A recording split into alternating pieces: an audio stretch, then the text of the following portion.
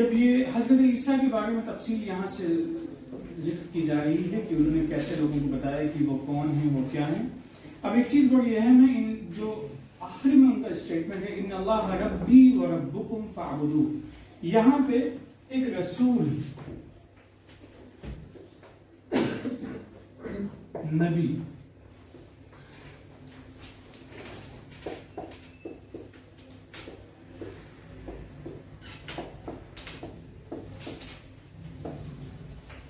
रब्बी का मतलब मेरा रब, और रब्बुकुम का मतलब तुम्हारा रब। यहाँ पे ईसा अलैहिस्सलाम की जबान से ये बात, ईसा अलैहिस्सलाम कौन है हम सब लोग जानते हैं, कितना मकाम है, कितनी खास बात है, कितनी सब चीजें उनके साथ जुड़ी हुई हैं। इसके बावजूद उनकी जबान से बात कहलवाई जा रही है कि हम मेरा और तुम्हारा, यहाँ पे सिंगुलर है, मेरा और तुम्हारा सबका रब कौन है? अल्लाह है। इसका मतलब जितनी बंदगी मुझे करनी है उतनी तुम्हें भी करनी है, और जितने तुम अकाउंटेबल हो उतनी हम भी हैं। ऐसा नहीं कि हम दोनों में कोई फर्क है, दोनों लोगों को यकसा तौर पे अल्लाह को जवाब देना है। फ़अबुदू, अब इसका नतीजा क्या है? जब हमारा और तुम्हारा रब, यहाँ पे इबादत देखिए अलग चीज, इताअत अलग चीज है, इबादत अलग चीज है। इताअत का मतलब है उसके बताए हुए तरीके पे चलना। अगर हम एक लैंग्वेज पढ़ा रहे हैं तो हम अपने रूल क्रिएट करके बताएंगे, जो रूल हमने सीखे हैं वो बताएंगे। अगर हमने अपने रूल बताए कि कोई भी लफ्ज आता है, जब उस पे ऐसे कोई शक्ल बनी होती है तो इसको हम पढ़ेंगे, ये इसकी आवाज कैसी होगी? आई की तरह होगी। इसको कहेंगे हिमाकत। क्या कहेंगे? हिमाकत। ये ऐसा नहीं भाई, इसकी आवाज कैसी है? यू की तरह से है। हमें आपको फॉलो करना है जब हम इसको यू पढ़ाएंगे, क्योंकि हम जो सेट रूल्स हैं उन्हीं को हम बताएंगे, उसके अलावा हम नहीं जा सकते हैं। वो सेट रूल क्या है कि रब है मेरा और तुम्हारा अल्लाह, लिहाजा क्या करना है? फ़अबुदू। ये हु का मतलब है उस, हिम। यहां पे मी नहीं कहा है, यहां पे फ़अबुदनी नहीं कहा है। इताअत में और इबादत में फर्क है। ये हमें चाहें तो लिख भी सकते हैं, इबादत और इताअत। जब हम पेश बनाते हैं तो उसको हमें क्या बताना है आपको कि ये यू की शक्ल में इसकी आवाज होगी, ऊ की आवाज होगी, और ऐसे ही आपको मुझे फॉलो भी करना है। जब हम आपसे कहेंगे कि ए ऐसे बनाते हैं तो आपको ऐसे ही फॉलो करना है। आप सी बना के ए नहीं कर सकते हैं, यही तरीका होगा जिसको आपको फॉलो करना है। लेकिन ये रूल मैंने बनाया है, मैंने तो नहीं बनाया है। ये रूल सेट करने वाले जो लोग हैं वो पहले के हैं, जो सेट रूल हैं ये। तो बिल्कुल इसी तरीके से अल्लाह की इबादत सिर्फ अल्लाह की है। इबादत किसकी है? सिर्फ अल्लाह की। सर झुकेगा सिर्फ अल्लाह के सामने। सर कैसे झुकाना है, इसके लिए जो हिदायत है वो कहां से आएगी? वो इताअत के जरिए से आएगी। वो हिदायत कहां है? इताअत है। हिदायत किसकी है? वो किताब की है। किताब किस पे है? साहिब किताब पे है। रसूल, रिसालत, मैसेज, मैसेंजर। मैसेज और मैसेंजर। मैसेंजर की अहमियत क्या है कि वो मैसेज को लेके आया है। उस मैसेज को हमें उसके मुताबिक चलना है। लेकिन उसके मुताबिक क्यों चलना है? क्योंकि इबादत और बंदगी, अपने आप को सबमिशन किसके आगे है? अल्लाह के आगे है। बच्चों, दो चीजें हैं, इसका फर्क हमें ज़हन में रखना चाहिए। रसूल अपने आप को इताअत की बात करते हैं, अतीऊनी, मेरी इताअत करो, मुझे फॉलो करो। मैं आगे जा रहा हूं, मुझे फॉलो करो। जैसे कहते हैं फॉलो मी। मैं कहां जा रहा हूं? मैं मार्केट जा रहा हूं। अगर मैं मार्केट जा रहा हूं और मार्केट ही मुझे लेके जाना है, तभी तो फॉलो करेंगे आप। जो शॉपिंग सेंटर है वहां की ओनरशिप नहीं हमारी, बल्कि रूट हम बता रहे हैं कि वहां पर चलना है। यहाँ पे इबादत किसकी है? सिर्फ और सिर्फ अल्लाह की। इबादत कहते हैं बंदगी को। तो कई मरतबा कुरान में आएगा कि अतीऊनी, रसूल कहते हैं मेरी इताअत करो। मेरी इताअत का मतलब क्या है? अतीऊनी, फॉलो मी। आप चाहें तो इसको लिख भी सकते हैं, अतीऊनी,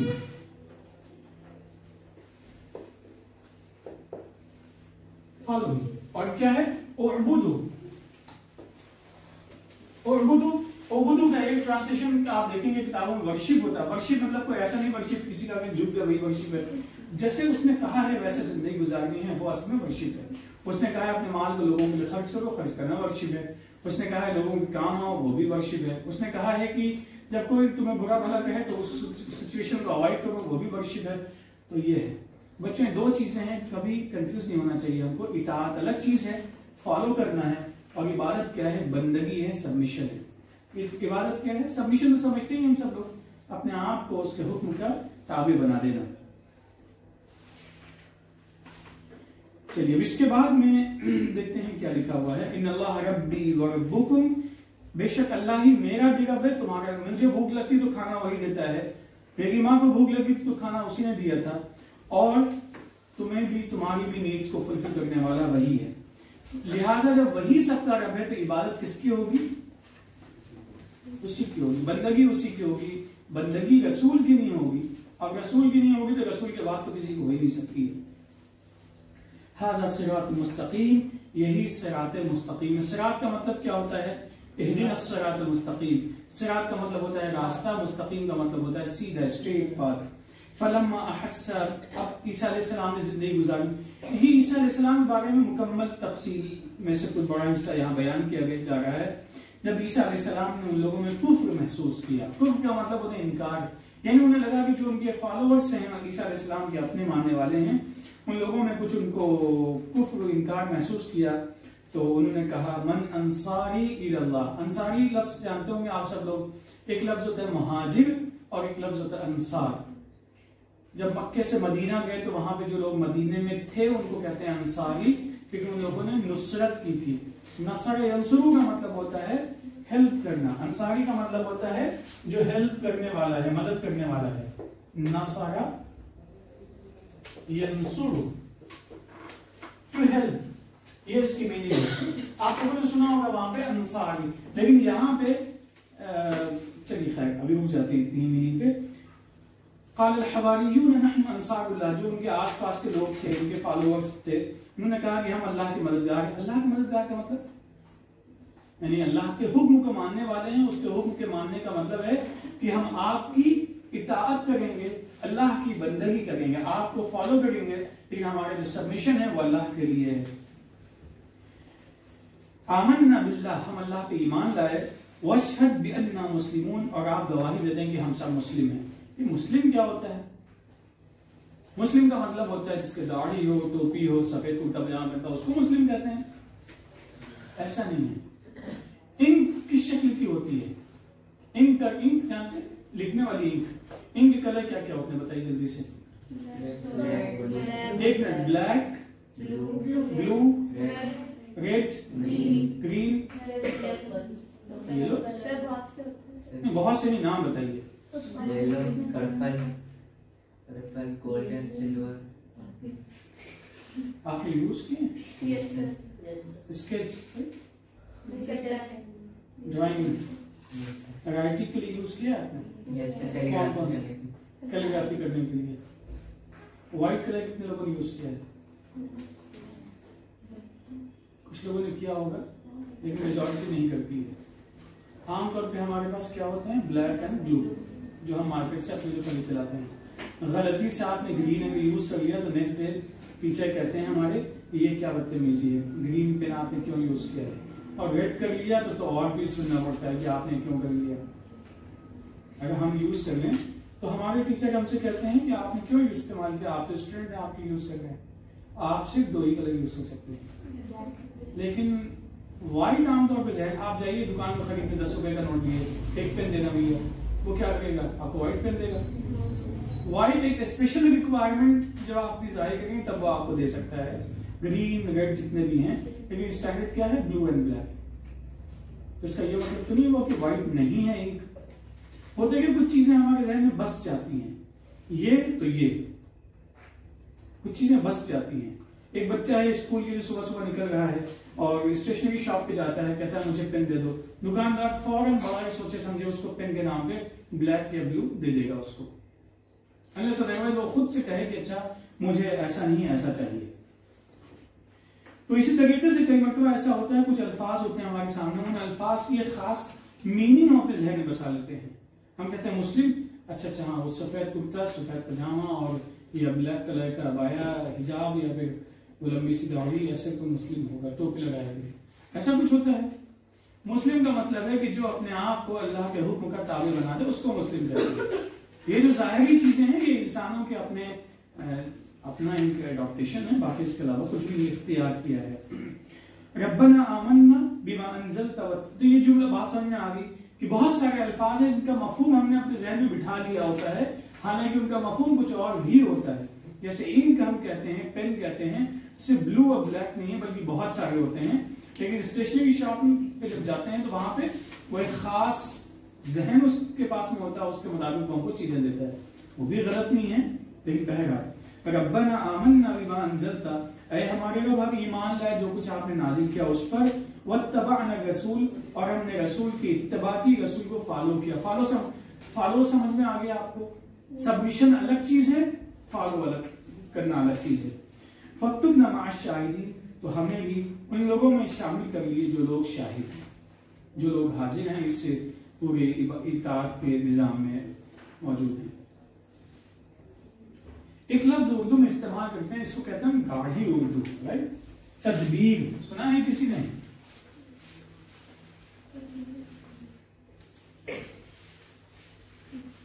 वर्ड साफ नहीं होता है आसानी से।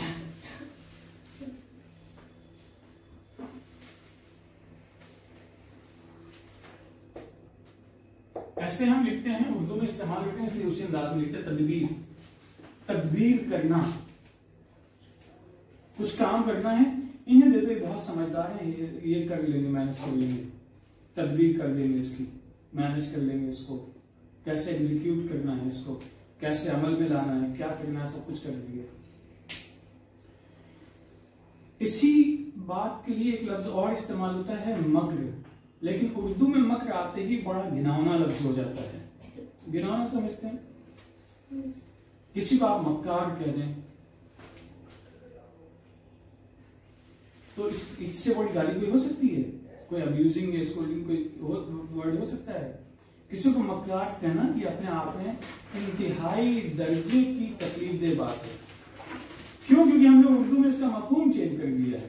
हालांकि मक्र का मतलब होता है तदबीर करना, एग्जीक्यूट करने से पहले जो प्लानिंग है उस प्लानिंग को मक्र कहते हैं।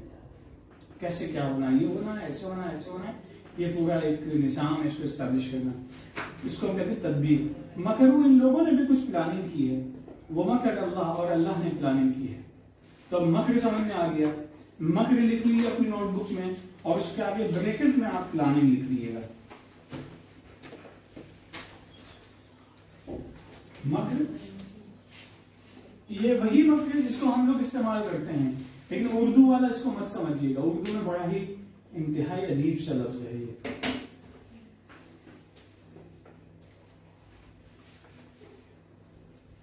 वो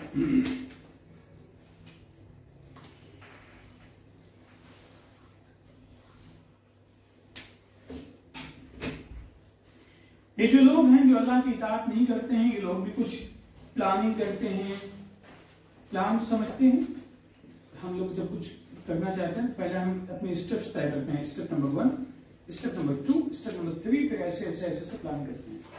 वल्लाहु खैरुल माकिरीन, अल्लाह बेहतर प्लानिंग करने वाला है। अब ये इस लफ्ज की जो कबाहत थी, जो बुराई थी, उसको आप समझते हैं, लेकिन ये हम उर्दू में वैसे इस्तेमाल करते हैं, यहाँ पे उसकी मीनिंग असल में कुछ और है। इस्क़ालल्लाहु या ईसा इन्नी मुतवफ़्फ़ीका व राफ़िउका इलैया व मुतahhiruका मिनल लज़ीना कफ़रू व जाइलुल लज़ीना तबअू। और जब अल्लाह ताला ने ईसा अलैहिस्सलाम से कहा कि मैं तुम्हें वफात दूंगा और मैं तुम्हें उठा लूंगा अपनी तरफ, और मैं तुम्हें उन लोगों से पाक कर लूंगा जिन लोगों ने कुफ्र किया है, और मैं तुम्हें उन लोगों के और जिन लोगों ने तुम्हारी इताअत की है उनको मैं कुफ्र करने वालों के मुकाबले में बुलंद कर दूंगा क़यामत के दिन। सुम्मा इलैया मर्जिउकुम, फिर मेरी ही तरफ तुम सबको लौट कर आना है, फिर मैं तुम्हारे दरमियान में फैसला करूंगा उन तमाम चीजों में जिनमें तुम डिस्प्यूट का शिकार थे। फ़ीमा कुंतुम फ़ीही तख्तलिफून, इख्तलाफ करते थे। फ़अम्मल लज़ीना कफ़रू, तो जिन लोगों ने आयत का इनकार किया तो मैं उन्हें सख्त अज़ाब दूंगा। दुनिया में और आखिरत में, दुनिया में भी और आखिरत में भी। वमा लहुम मिन नासिरीन, और उनका कोई भी मददगार नहीं होगा। व अम्मल लज़ीना आमनू व अमिलुस सालिहात फयुवफ़्फ़ीहिम उजूरहुम, और जो लोग ईमान लाए और अमल सालिह किया, जैसे हम अक्सर ये बात सामने आती है हम लोगों के, ईमान प्लस अमल सालिह। अब आप बताइए इसका रेफरेंस कहां है? आल इमरान की इस आयत का नंबर लिख लीजिए यहाँ पे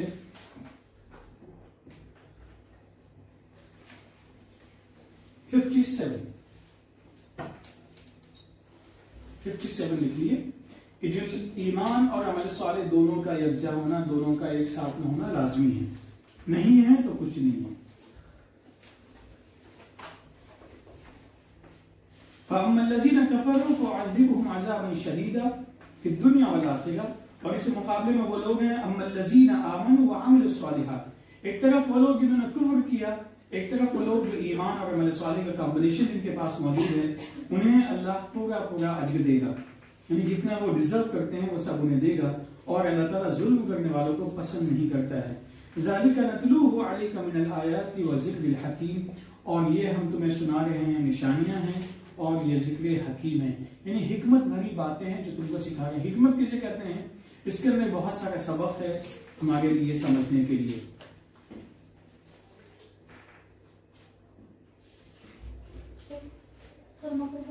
जी तदबीर नहीं, बल्कि हमने यहाँ प्लानिंग लिखवाया था ब्रैकेट में आपको, राइट? प्लानिंग, सिंपल प्लानिंग लिखिए, लेकिन शुड बी ब्रैकेट। ब्रैकेट में लिखने का खास मकसद होता है कि आपको शायद डिक्शनरी देखें तो वो लफ्ज वहां पे मौजूद ना मिले, लेकिन मफहूम उसका यही है।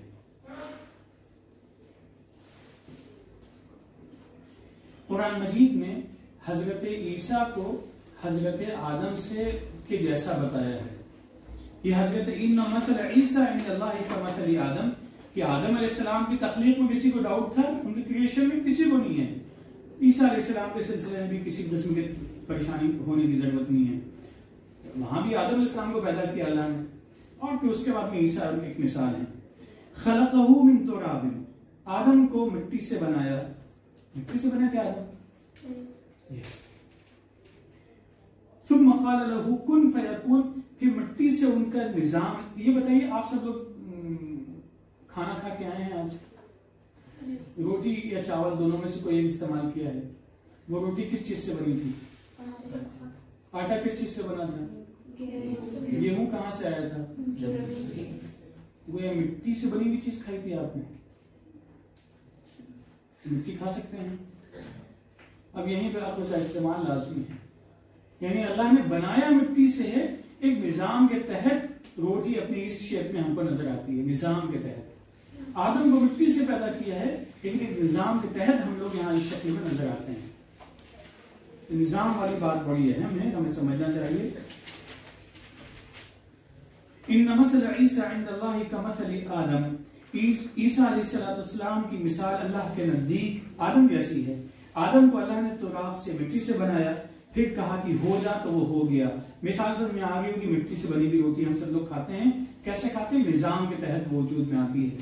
अल-हक़्क़ु मिन रब्बिका फला तकुन मिनल मुम्तरीन, हक तुम्हारे रब की तरफ से आ गया है, शक और शुबहे में मत पड़ो। फमन हाज्जका फीह, तो ईसा अलैहिस्सलाम बारे में ये बात बिल्कुल वाज़ेह है कि ईसा अलैहिस्सलाम को अल्लाह ताला ने खास निजाम के तहत दुनिया में वजूद बख्शा, और इसमें कोई शक शुबहे की बात नहीं है कि उनकी मिसाल बिल्कुल वैसे ही है जैसे आदम अलैहिस्सलाम की मिसाल है।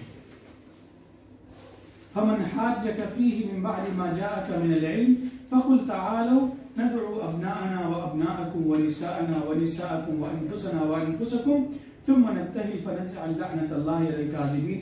अब यहाँ पे एक खास चीज है, जैसे हम लोग किसी चीज में जब कहते हैं आजिज इंसान जब हो जाता है, किसी को समझा के या बहस में या डिस्कशन में, भाई अब ये मामला अल्लाह के सुपुर्द है, हम नहीं समझा सकते हैं। ये जुमला सुना ही होगा कहीं ना कहीं आप लोगों ने, अब ये मामला अल्लाह के हवाले है, ना तो हम समझा सकते हैं, तुम समझ भी नहीं सकते, और छोड़ दो उसको, अल्लाह के हवाले है।